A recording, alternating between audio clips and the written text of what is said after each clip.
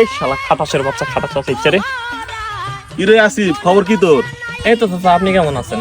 হ্যাঁ আছি তো ভালোই। আচ্ছা তুই না এবার আমার মেয়ে মুন্নির সাথে পরীক্ষা দিলি, তো কি খবর, তোর রেজাল্ট কি? আইছে চাচা 2.38। 2.38? তোর কাছে আর তোর বাপ মায়ের থেকে ভালো কি আশা করবে?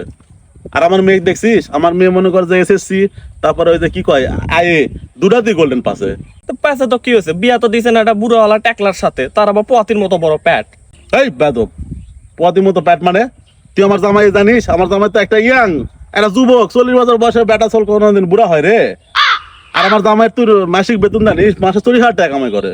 আমার বাপ মাসে 60,000 টাকা কামাই করে, তার চাইতে ভালো আমার বাপের সাথে বিয়া দিয়ে দিতেন। তুই আসলে একটা বেদব। উচিত কথা কইলে ভেস্তা তুমি বেয়াদব। ও চাচা, কি রে, তোর আবার কি হয়েছে? তাহলে বয়স কার বেশি, আপনার না আপনার জামাইয়ের?